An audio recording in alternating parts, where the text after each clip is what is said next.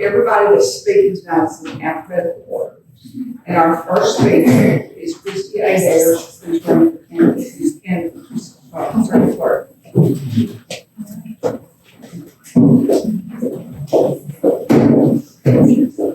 There's some seats over here. There's two, and there's two in the middle. We can, yeah, let's walk.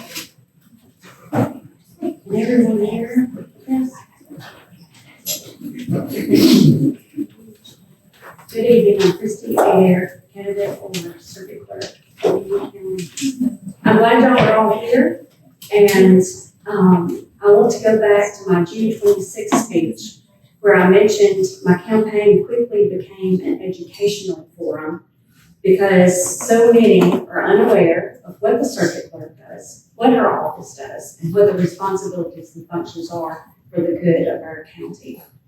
So the first thing I would like to do, if elected, I've already spoken with the New Albany School District, and if elected, I would proceed to Union County School District, Ms. Windy, and ask, civics and government is not taught in our schools anymore. And I truly believe it is because of that we have no interest in politics. We have no interest in the good of our county and our government. And they don't even understand what a primary is. I have asked not only to be able to go and register the seniors to vote, but to be able to get the high school students together for just a one-day seminar on our county government and teach them that way. I dare say my 6-year-old knows more about the election process than the average high schooler right now because he has lived it for the past 8 months. Last Sunday, I was counting votes after church for a committee election, and he sat and waited on me, and we get through, and he goes, "Mama, did you win?" And he's an over. And I said, "Those are my feelings exactly. And it's not much longer until it's going to be over." So that would be my first thing, is continuing the education aspect of it. Secondly, the elections, there's not much to improve on the elections. It's mandated by the state. The legislature makes the laws, and you follow the law. Circuit court, it's a whole different ballgame. Always room for improvement in many ways, but as much as you want to be the go-getter and go do it, we have checks and balances. It's called the Board of Supervisors, and it's called 3 circuit judges. I already have a working relationship with our circuit judges, and they are usually good to go, but like I said, there's lots to go through. This year, we have been trained on the Mississippi electronic court system. That means that your circuit clerk's office is in the process of becoming paperless, but it's a process. It doesn't happen overnight. It is a process. For it to be fully paperless, our courtroom is going to have to be updated to a 21st century courtroom. I have served on board after board after board to design the best courtrooms in the state of Mississippi, both federal and state. It's a lot of work and it's a lot of money. So first, you got to have a roof that doesn't leak, and you got to have heat and air on a daily basis. And it's just an old building, an old courthouse, so you have to do it. But for MEC, for the electronic court, for the office to become totally paperless, the judges have got to have computers up there to pull up the file to see it.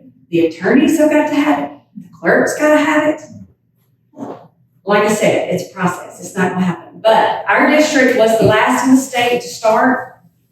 We were the first county in our district, and Union and Calhoun have now been trained on the electronic court system. Another thing that has always bothered me is no security. When I moved back here in 2004, I was appalled that we did not have a metal detector downstairs. Chancery has it during court, but that also takes money and manpower. But people say, oh, it'll never happen in Union County. It can happen anywhere, any day, at any hour. And we need it. We need cameras outside. And, but again, I realize money and manpower. I realize where it comes from. I want to thank the Union County Republican Women's for having these forums and trying to educate and inform people, because it's very important, no matter the office, it is of utmost importance. I wish everyone well tomorrow, and look forward to seeing everyone tomorrow night. Thank you.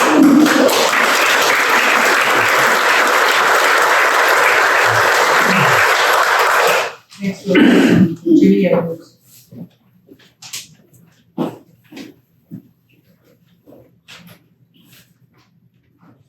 Well, I don't want to bore everybody with a long speech tonight before election, so we've been awful busy, I didn't have time to work on the big one, but I'd just like to tell you again who I am, for those of you who don't know me.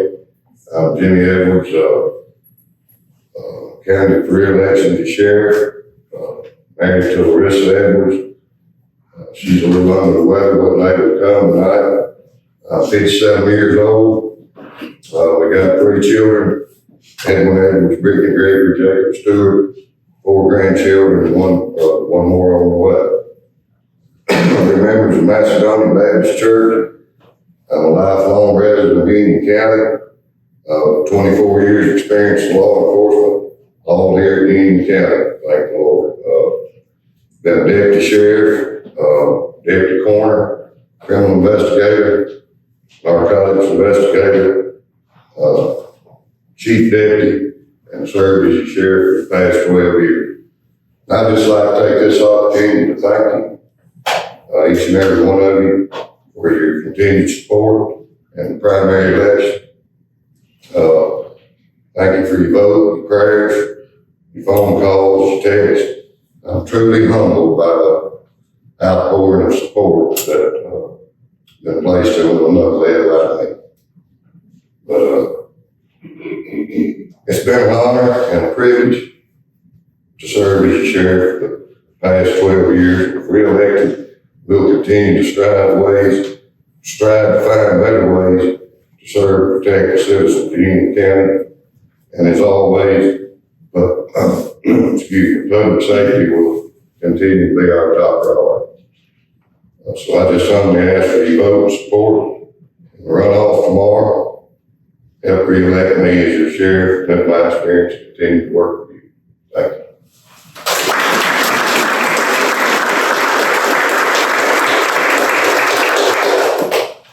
Next, we'll hear from Chad Glasson.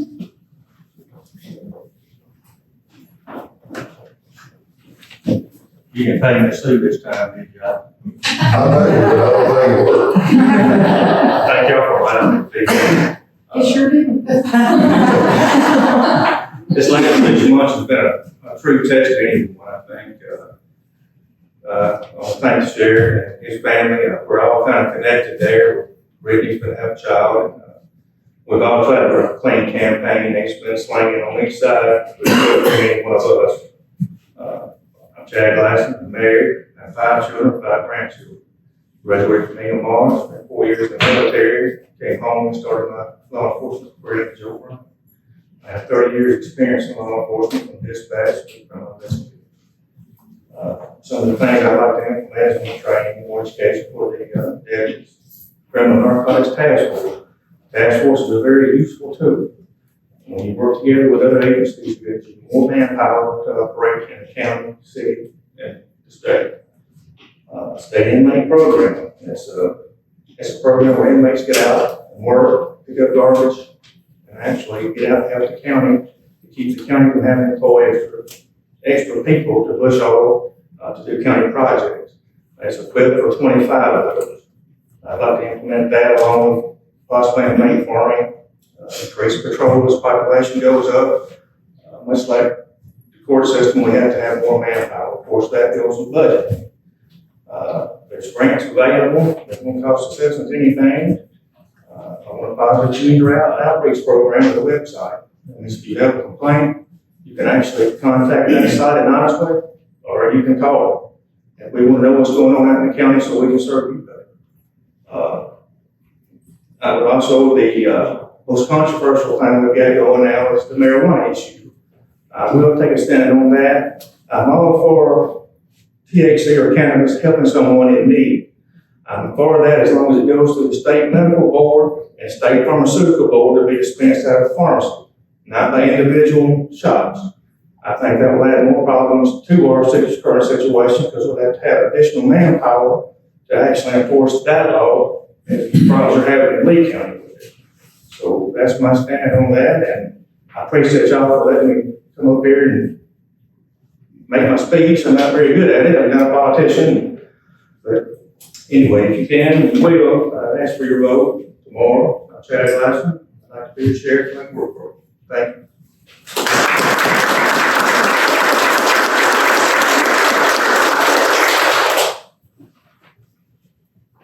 Okay, next is Mike Moody.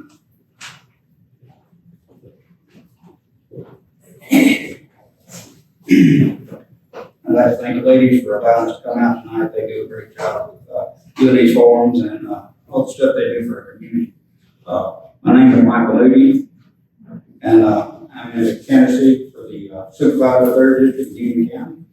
I'm a lifelong resident of Union County, lifelong resident of the 3rd District.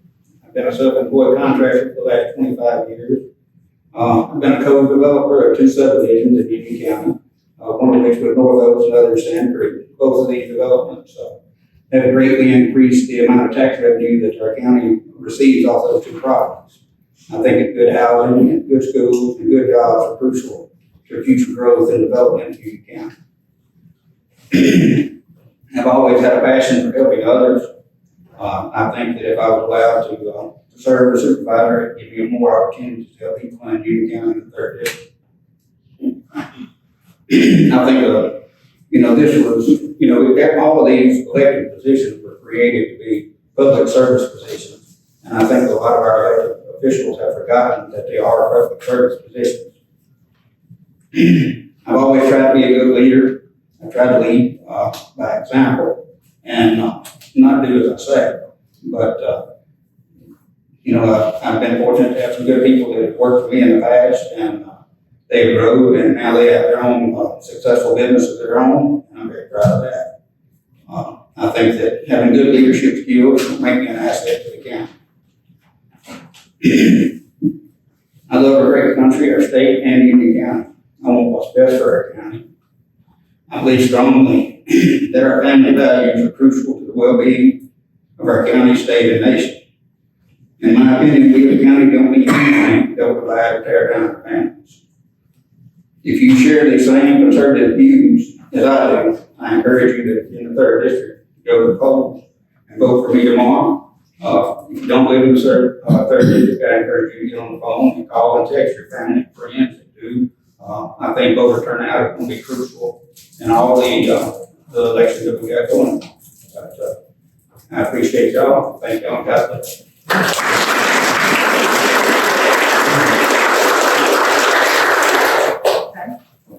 Next, we'll hear from Donna Treadaway.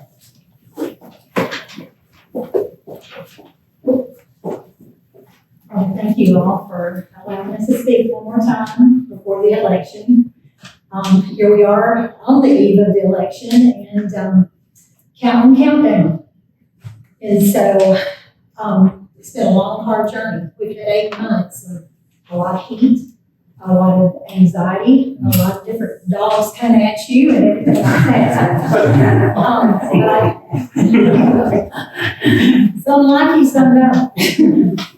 I do have the experience and the qualifications for this office. I have worked for 24 years as a legal assistant, trained by some of the best attorneys around. I worked here in Union County for over 12, 13 years with John David Pennebaker and Fred Rogers. They trained me for just chancery and just civil matters there with them. And then I was blessed to share several years in Tupelo working in criminal law. That has given me the experience in all the courts, circuit, chancery, and justice courts. I've also had over 40 years of direct contact working with the public.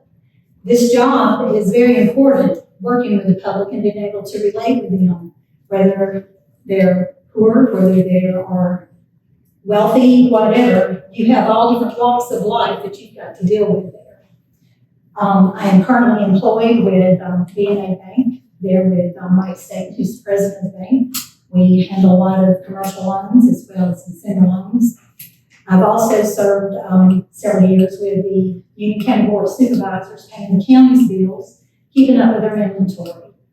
Been inside the system and understand about these budgets. You got to talk about to have money to get the new upgrades for everything. And I was very excited to hear when Phyllis said that they had started implementing a new technology to go paperless and make it easier and just a process that we need to move into the 21st century. I think that is great for everybody concerned. And yes, it's going to take a lot to get there and make it all happen. We do have guidelines we have to go by when you're doing anything with the courthouse because of the historical nature of it. But researching all the laws on that and knowing what's got to be done, I think we can make it happen. So with that, I want to say thank you, voters, that when you came out for the primary election, I was just overwhelmed and very blessed to know that I got 32.21% vote. That is very special to me and means a lot to my heart. So in closing, I want to ask that whenever you go to the polls tomorrow, that you do cast your vote for me, Donna, Treadaway, Circuit Clerk, because I do want to serve as your circuit clerk, serve Union County. And I just want you to give me the opportunity to let all of my experience that I've had over the years and my qualifications in working in the law and in the courts, because I have filed documents there, drafted legal documents, been inside researching the records. It's nothing new. It's just a new way of doing it now, and I'm so glad we have the opportunity. Thank you.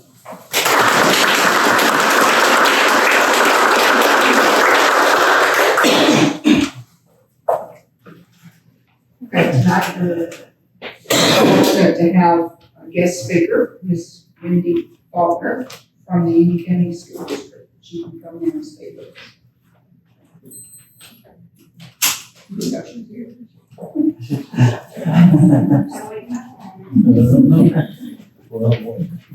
You want to take questions? Or?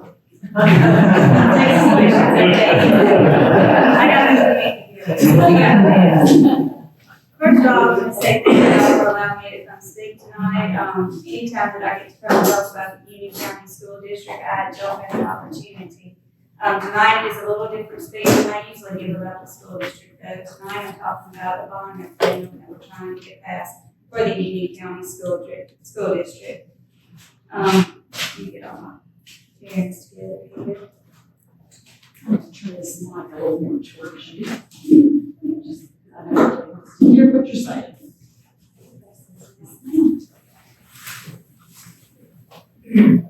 All right, so some of you may want to know, what is a bond and what is it used for? Well, a bond is just like when a homeowner goes for a mortgage for their home. That's exactly what a bond is, but it's for a school district. A bond is for us to do large capital projects. So, like I said, school district borrows money to finance the construction of the schools. You may ask, why does Union County need a bond? Well, right now, the Union County School District is at maximum capacity. From the end of the school year last year to right now, we're up 115 kids, and that's just from last school year to now. That's not counting all the year class that we've increased in enrollment. Each school needs classrooms and restrooms, and it's been over 50 years since the Union County School District last passed a bond referendum. 1976 was the last time that one was passed. And then over the years, we feel like we've been good stewards of our resources and our money, and we've made do with what we've had to accommodate the growth in the Union County School District. So once again, the bond will be used for additional classrooms and restrooms on each campus, and this will help us enhance our security, and then some additional parking will be at one school and then sports lighting. And I'll go over the little pamphlet that she gave you in just a moment.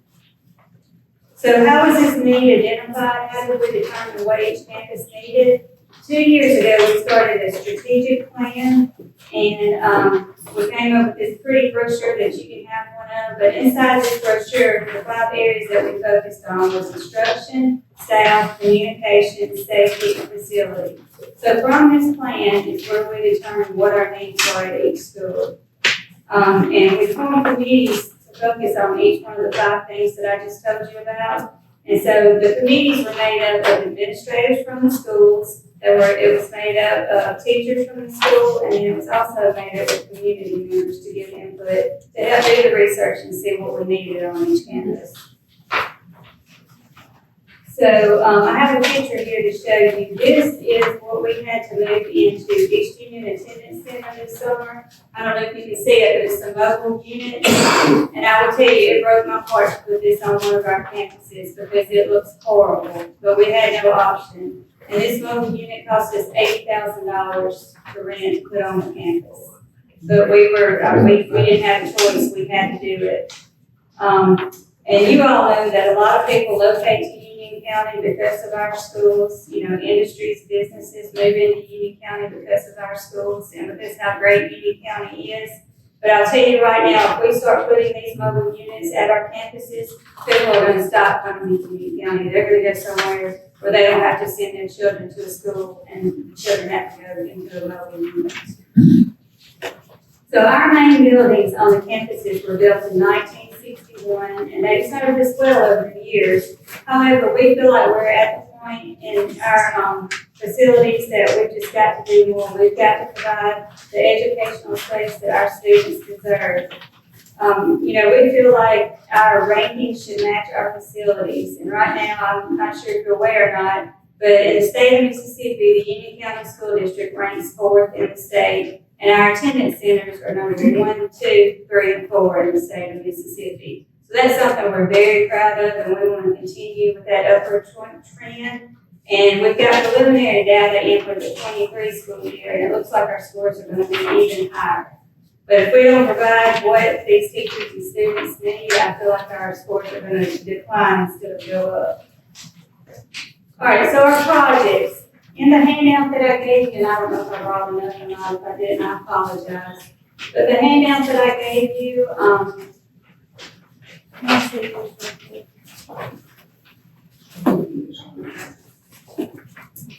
We'll turn to the second page, just where it starts talking about our projects. I'll stand here so I can go this. The first one is East Union Attendance Center. So what our plans are out there, because that is the school that is in most need of classrooms. Like I said, we moved a mobile unit in there. But we're looking to build 10 classrooms plus restrooms at East Union. And where we're gonna build it is currently a playground, and it's by the busy highway. So if we do this, that's gonna allow us to move that playground off of Busy Highway onto the side of the school. And then the 2 entrances at East Union will put automated gates, so nobody can go around to the back of the campus. Everybody has to go in the front, so there's one point of entry. And then Inglemoor, all of our other schools have multi-purpose buildings except Inglemoor. When the other schools got their multi-purpose buildings, Inglemoor got a cafeteria expansion. And so they have had to make do with a little bitty tiny PE building, and all of our students in K-12 have to have PE as a requirement by the state. And so on rainy and cold days, it's really hard for us to get all of our kids in that little bitty PE building, have PE with them. So the need for Inglemoor was to build a multi-purpose building with restrooms and classrooms. So if you see it, it's just gonna be a plain building. We're not getting bleachers, we're not getting a floor for the gym, the multi-purpose part. It'll just be a place where they can go and have their PE. And then your 4 classrooms will be toward County Road 101. And we just moved the playground off of County Road 101 to the side of their school for safety enhancements as well. Another thing about Inglemoor is we currently have a Union County band, and the majority of our students who are in the band go to Inglemoor. And right now they have band in a little house, and when I tell you they're literally sitting in the restroom playing instruments, they're sitting in the restroom playing instruments. So if we are able to pass this bond and we build this new addition at Inglemoor, then the band would get the current PE building, which is a smaller building, but it would be sufficient for our band. And it would allow them to be right there by their band practice field. Myrtle, I don't know if all of y'all know what Myrtle's campus looks like, but for me, it's a safety nightmare because you can pull on the back of the campus and you have access to the whole campus without going to the main office. So safety is definitely a concern for me out there. So what we're looking at doing is building a front entrance. You turn off Old 78 onto Myrtle campus, and it will be a front entrance with the receptionist, the SRO, the principal, and then 3 classrooms and restrooms. And that way, everybody would have to go to the front of the school, and we'd put automated gates in the back of the school. That way, nobody can get on campus from the back anymore. And then the front entrance would actually connect 3 buildings. Right now in Myrtle, there's so many little buildings, and students have to leave the building, go out in the cold, the rain to get to the main office. This would allow them not to have to do that. They would be inside the building. And then our last one is West Union. West Union currently has an auditorium that they have outgrown. They do nothing in the auditorium anymore. So instead of starting new construction, we're just going to renovate that auditorium, build 4 classrooms and restrooms. And then we're going to pave the front of the school, make some parking lots in the front of the school, put automated gates on the entrances. That way nobody can get to the back of the campus, so everybody would have one point of entry at West Union as well. And then sports lighting is something else that we've included in this bond. And the reason for that, the poles that are at our baseball and softball fields were put there in the 1970s. They've got lots of woodpecker holes in it, and the lights are real low. And I can tell you, I have a son who plays baseball, and this past year at one of his ball games, the ball hit one of the lights and it shattered and fell all over the little boy standing in the dugout. So it is a safety concern with those kind of lights. What we're looking at doing is metal lights and the LED lights and metal poles to help with that, with the safety. So that's our project.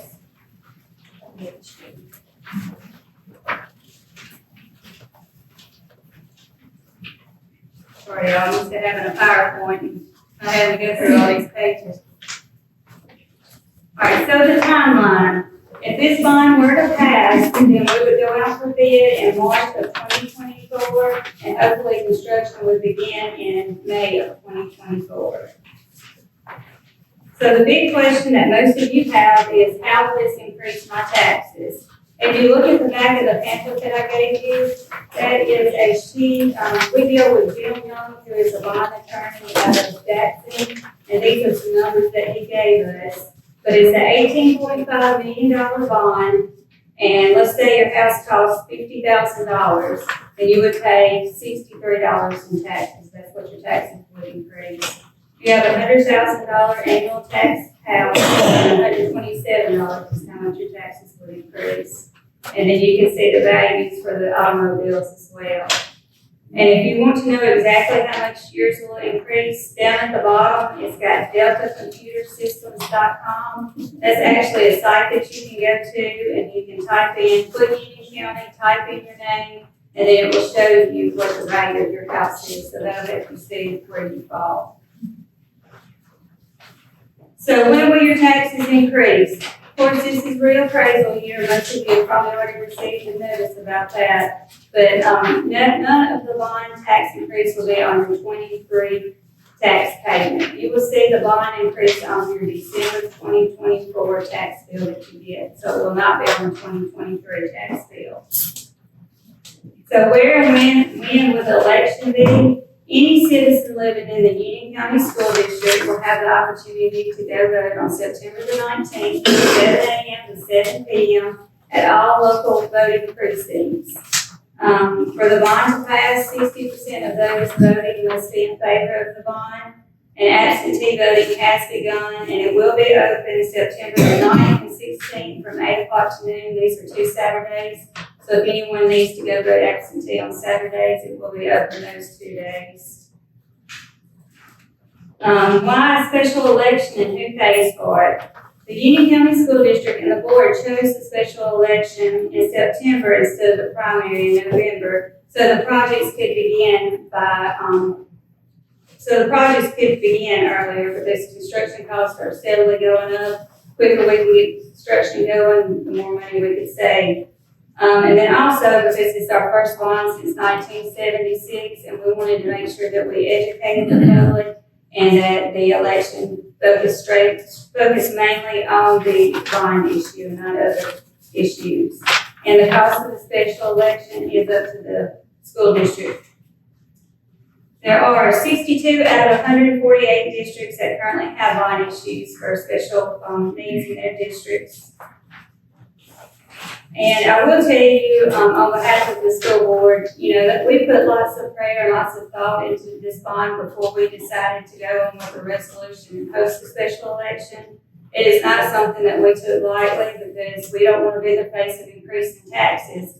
But y'all, we're just to the point in the Union County School District, we've got to do something. If we don't, 15 years down the road, somebody's going to have to come in and they're going to consolidate our schools. And we do not want that because our schools are our communities. They mean a lot to our communities. It's what our communities thrive on. So we want to avoid having to consolidate. And if we were to have to consolidate in 15 years, I can promise you taxes are going to double what you're going to have to pay right now or triple what you're going to have to pay right now. So, I'm a former alumni of West Union, and my career started in Union County, and it's pretty much the only place I've been besides the Island for 2 years. But I'm very passionate about the Union County School District. I want our children, I want my grandchildren to have the chance to go to school in the Union County School and get a good education like many of you probably did. And I'm an advocate for the Union County School District. I want to do whatever I can to help our schools remain in the community and help our students get the best education they can get. Does anybody have any questions? Yes, ma'am, I do. Okay. How did this cost of $1,800 be arrived at? Did somebody do a cost like that? Yes, sir, we had an architect who actually did drawings for each school, and he gave us the price. So did the architect do the cost take off, or did they have some contract to do the cost take off? The architect did it. So, the bids, if this passes and we do the bids, they may come in a lot cheaper than what we have projected. They come in higher. He fluffed it up a little bit to give us, in case it did come up higher, he's got a little markup. Yes, ma'am. I tell you what I am concerned about. I am never against education, done everything I am. But we have, inflation is rampant right now. And we have so many of these families that have children in these schools. And if their taxes go up, there's a possibility some of these people could lose their homes. $18.5 million in one pot is a big chunk of change. And I'm very concerned. I've been a children's advocate all my life. I worked at the University Medical Center. I have dealt with the richest of rich and the poorest of poor. And we all bleed the same color blood, and we're all equal in God's sight. And to me, this is for the very wealthy. But the people that are poor, it's going to put a very difficult strain on their lifestyle because some of them are barely hanging on right now due to inflation and gas prices. And I appreciate that comment. Like I said, that's one of the things at the school board that, we did want to raise taxes, but we're at the point, we just don't know what else to do. I mean, we've got to do something for our schools because we're just out of room. We have nowhere to put these kids, and they're constantly moving in and moving in. And, we just feel like we're to the point. I mean, I've got a young son who's married with a baby. I mean, it's going to be hard for him. It's going to be hard for us for our taxes to increase. And the elderly, but, we just feel like we're to the point we've got to do something. How many meal increase are we looking at on this? 12.77 is what it is. Was that because the 2 meals didn't have more? Right, it's like a code today, we do it daily. Like my taxes would be like a code today. But I know we don't really think of things that way, we just see it at the end, and think, oh my goodness, that's a lot of money. But enough for a code today back, that was paid. Yes, sir, Mr. Massey. I've got actually two questions. Well, very easy question. They're very easy. Has the Board of Supervisors indicated to y'all how much they're gonna designate to the county schools once this Toyota money of around $8 million starts hitting? They have not. So we might be getting $3 or $4 million extra a year from our Board of Supervisors, which Toyota designated strictly to the county education. It's not to be anywhere else. It's in their contract where it's designated to the county education, not the county roads, not the county signs, but county education, the county school system. Has there been any indication of that from any of our supervisors? There has not. Okay. We got a second question. And I would say if we get that kind of money, then we could pay the bond off quicker and Is there any particular reason why we haven't received an answer to that? Have to ask our Board of Supervisors, I guess. And one more question. you said You two. said- Three now. I'm also under the impression that the MAEP school funding educational program, which it is, Mr. Whaley here can help answer this. Our county is lacking $22 million from the state of Mississippi. That is correct. Why? I mean, I'm not, That's, we that's the. don't know the answer to that. Right. But if we had gotten that 22 million and we've gotten Toyota. We're getting the we would not Toyota in be the having to do future. this bond right now. Yeah. This would not really be having to happen, is that right? Absolutely not. I think the 22 million in back pay, which I understand they owe the other counties throughout the state, many millions of dollars and many more, it's supposed to have been allocated to us, but it's gone somewhere else. So that's it. You might want to contact your state representative and senator to get the legislature on the same page of why we hadn't got this money. Neil, Benton, Marshall, Honda, it's all of them. It's every one of them around. Neil, can you address that for? Far as MAE's funding, Mississippi Adequate Education Program is a funding mechanism that has many different variables year after year after year. It is a funding mechanism that goes through the appropriations process. One, you would have to be on the appropriations committee, which I am not. You would have to be pre-I on the appropriations committee, which I am not. With this funding formula and what they've seen over the few years that it has been fully funded in the past, you have a compounding rate, interest rate that goes up every single year. Now, this goes upon population rates, not population rates, excuse me, school attendance rates. It also goes by your daily classroom attendance rates. A lot of different variables that go into that funding formula. And like I said, the compounding rate year after year after year. The state has not always been in very good financial shape. Over the past few years, we have just seen to where we've gotten our rainy day fund up and where we have gotten a surplus, as to speak. But with that being said, while MAEP is unfunded, the legislature over the past several years has allocated more money to education than at any point in our state's history. Whether that's teacher pay raise, facility upgrade, many different things, your education rates of pay has gone up. I think Senator Chisholm will agree with that statement. Over the last few years, we have made a commitment to education.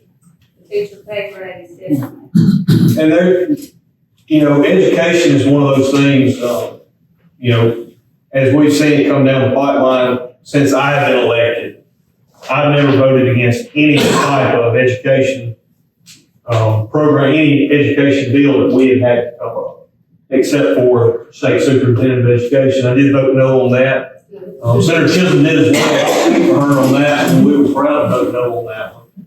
I voted no on that one. I also voted no on one that some people are going to not like, but it was to pay off some of the student loans, and it wasn't to pay off all the student loans, and I don't agree with paying off student loans. That's an education too. I think I was probably maybe one or three on the floor that voted no. That was an education bill, but I think that I voted no on. I can understand that too. Thank you for that. When we talk about this, and what I was leading up to, I don't know if we can ever allocate enough money to education. I truly don't. And, you know, we got former representatives here, you know, we put a lot into education. And like I said, I just don't know that you can truly ever get enough. Is the Toyota money he's talking about the same Toyota money that goes through Create? Is what he's asking about? Through the pool. Or separate? There's two pots of money. There's one that goes through the Create Foundation, which we get some money from that for conferences, for internships, and for pre-K. But then the other money comes from the full alliance, yes. Talking about funding, another fact I want to throw out is we spend $10,777 per student. The state average is $12,849. So we're spending less than the state average per pupil and still getting the results that we're getting. So that's just a testimony to the hard work of our teachers and what we've got going on in Union County. And I'm not talking about money, I'm just, you know, as people go to different campuses, oh my goodness, the security is a huge issue. Yeah, that's. So I don't know where the money needs to come from, but I do know that, you know. At this day and time, you can't spend enough money on security. I mean, it's got to be your utmost important thing about the campus. And Myrtle, like I said, it's a nightmare for me. So if we could get this done at Myrtle, I would sleep better at night. I think a lot of people would know that. One of the questions I've been hearing around town is who actually pays the tax? Do you mind clarifying which Union County citizens, you know, people in town worried about their taxes going up, things like that their kids don't even go to Union County schools? Do you mind clarifying for everybody who actually pays? If you live in Union County but you're in the New Albany School District, you do not pay taxes. It's only Union County residents that go to Union County stuff, that live in Union County School District. There's two things people need to be aware of as they vote on it. Is ad valorem taxes. I was in real estate business in Jackson for 41 years. I learned that real estate taxes creep up a little bit every once in a while. So when you vote on this, you gotta understand that this ain't the end of the tax increases. This is what you call a boomer. This is a boomer. It's a bunch all at one time. But then it'll keep creeping up.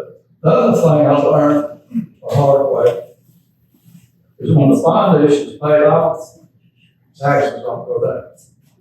Isn't that right? But one thing about it, when it's paid off in 20 years, the school district can reinvest for 24 years and taxes wouldn't go up again. Well, I'll be 83 on the 17th of next month, so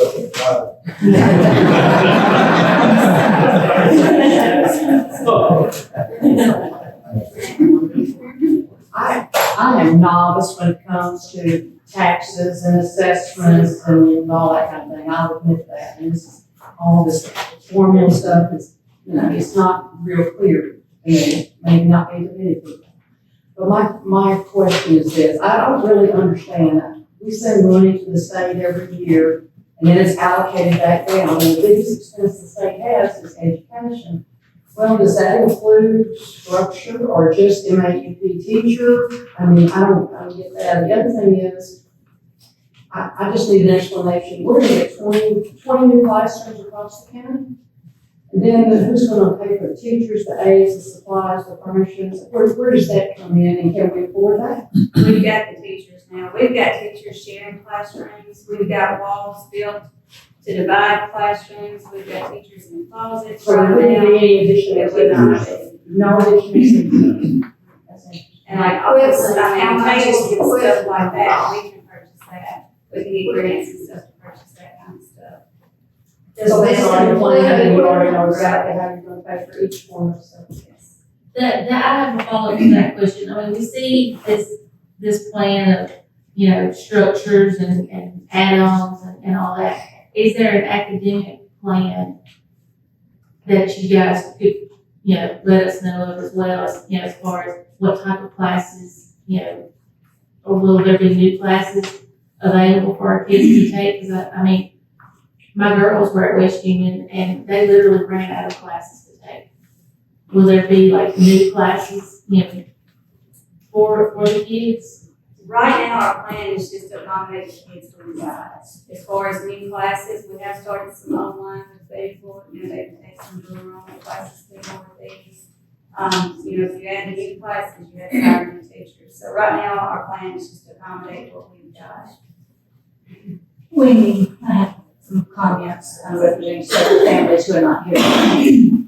Number one, how are y'all marketing to all the tax-paying Union County property owners of vehicles, property, rental properties? How are those people who don't have children, are not in the school loops, how are y'all letting them be informed that there's a special election? Because I found out about it last week from a 90-year-old person.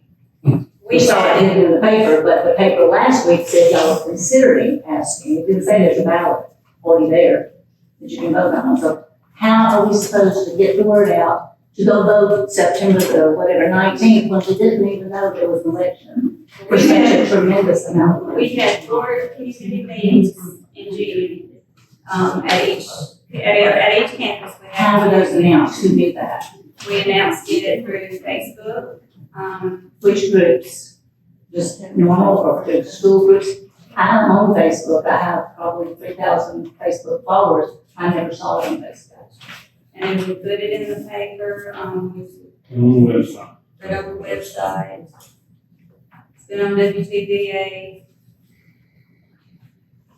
Again, is there no media, no publication that goes out to each property owner or voter to let them know that there's something coming up? We have not mailed anything, and the reason for that, the school district cannot spend any money on campaigns. Well, I'm finding retired people and people who don't have children, we're all about safety for everybody's children everywhere. These people are unaware, totally unaware. And it was said to me, well, just go raise the rent on everybody. We can't do that. Our people are stretched to the limit on rental properties. We got a quote for insurance for 3 rental properties last week going up several $1,000s per year, not to mention what our taxes will be on reassessed values. So we're very concerned, not that we don't want you to have safety, especially for these children. We're very concerned that, number one, nobody knows about it except a few. And I think if you want to enlighten everybody so that everybody knows there is a special election, and the people are very concerned that it didn't get put on even tomorrow's election, but there might be people going out that would see it. You don't go to the courthouse and vote and ask for a special paper if you don't know there is one. Yeah. We did have another community meeting September 11th. That's the only other that we have scheduled right now. You know, we may end up adding some more of those. We do have some yard signs that we're trying to put out. Why is the front page of our paper, who a few people still get, that why is it plastered? Go vote for this. This is happening. It was. It was in there 2 weeks ago. It was better. Last week's paper, someone sent me a copy of it. It said the school board is considering asking for this. It didn't say they have done it. It's on a ballot. It's very misleading to say your taxes are going down, and the only way they might go up in the future years are if the school board does do what they're considering. I just think it should be out there for the real bold truth that it is, if we're supposed to know what we're voting on. Was that on the front page or was it in the classified? Front page. Okay, we've talked about all the classrooms and all the stuff we're gonna build. Does that include the equipment to furnish the classroom? We can do grants and stuff to get those funds, yes, ma'am. The school district can purchase those funds. The school district is not in a bad financial state by no means. We're very good financially. We just don't have $18 million to build the classrooms that need to be built right now. What was that statistic? Over 32 years, we have spent $17.5 million in the district on capital projects. That's 32 years. So it would take us over 32 years to get $18.5 million to do what needs to be done now. Where is your next? It's at the district office, September 11th. When you're any of these buildings, or any of them safe, like play safe shelters and all? And anymore, we've got the basements. So you're talking I was about. wondering, yeah, she did a we had several, And we haven't, this passage, what we'll do on September 20th, we'll sit down with the architect and the plans and stuff. This is the road trail of what it's gonna do, so that's definitely something that we need to consider. But once again, I have to say one more question, and I'm going. Okay. Once again, thank y'all for allowing me to come speak. I hope I've answered some questions that some of you might have. If I didn't, please don't hesitate to call me. I'm at the district office. My email is wfaulkner@union.k12.ms.us, and our phone number is 534-1960. Thank y'all.